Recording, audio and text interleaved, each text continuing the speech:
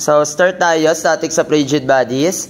5. So, this is the center of gravity. So, the center of gravity is a point where the weight of the body act is called the center of gravity.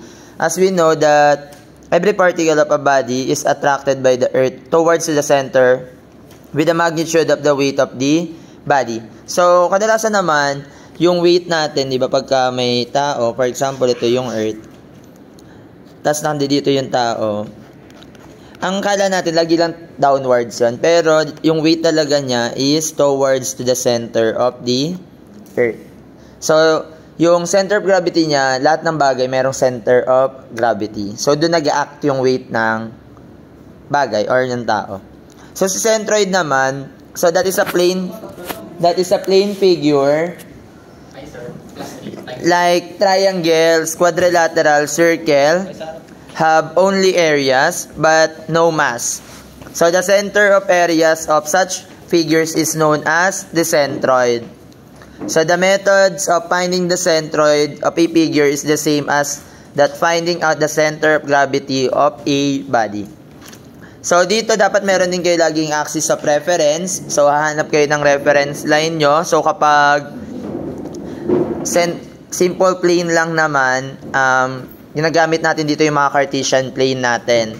For 2D, XY plane lang. Pagka 3D, meron Z plane, no? Then, meron tayong methods for center of gravity of a simple figures. Nandiyan dyan yung by geometrical consideration, by moments, and then by graphical method. Then, meron tayo ditong mga common formula. So, ayan, may mga pwede nyo i-memorize yung mga formula na yan. So, for the triangles, half parabolic, quarter circle, no? Half parabolas. So, yan, may mga formula na dapat natandaan.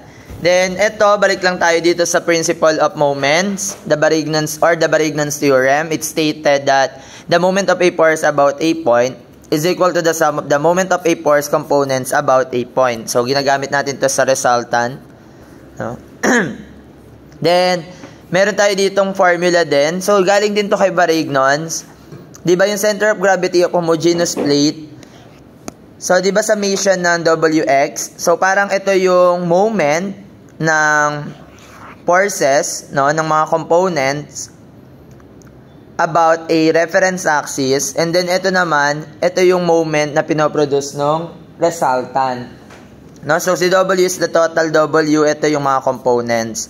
Tapos si bar X, that is the centroid from the reference axis, then ito yung individual centroids. Ganun din sa Y. Then for the centroids of areas, so, ganun din, Varignon's theorem pa rin. Ito yung moment ng total area, and then ito yung individual area. No? So, parang again, resultant ng component is equal to the moment na pinoproduce ng resultant. Ayan, ganun din dito. Then, for line, sa line naman siya, dito area yung kino-consider natin. Then, dito, centroids determined by integration. Ito dito ako magpo-focus. So, minsan kasi ginagamit natin kadalasan yung mga common areas lang by geometric, yung base times height. Dito, gagamit tayo ng integral. Kasi kaya naman siya ng calculator. Meron naman ng integral function sa calculator. So, ito, ganun din siya. So, di ba, for example, meron tayo ditong regular shape. No? Ganyan yung shape niya. Tapos, gagamit ka ng strip.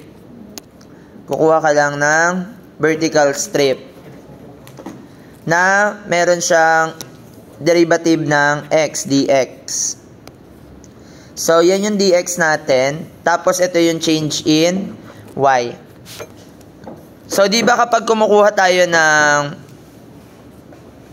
centroid, may reference yan. So, ayan yung reference axis natin. Tapos, meron tong distance x, no?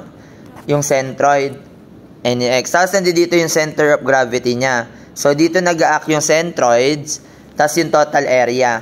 So, for example, nag-moment tayo dito sa axis ng Y, sa Y-axis. So, di ba ang moment na pinoproduce ng resultant or total area, that is the total area multiplied by the centroid or yung bar x, no? So, parang nag-movement ka lang dito sa axis equals to, ano yung mga components nung shape natin? So, magiging component niya is this differential strip. Kasi yung differential strip, pwedeng nandito, nandiyan, nandito, no? So, parang kukuha naman lang ng component. Ano yung area ng differential strip? So, that's equal to the change in y dx. And then, ang centroid niya is x. Since marami yan, no, maliliit yan, isasum nyo. So, kaya pumapasok dyan si integral sign. So, that's equal to x sub 1 to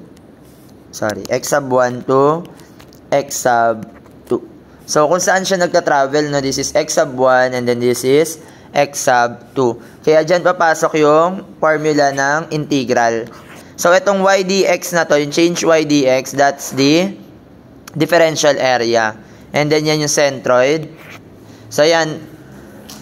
Papasok lang dyan talaga si Varignon's theorem.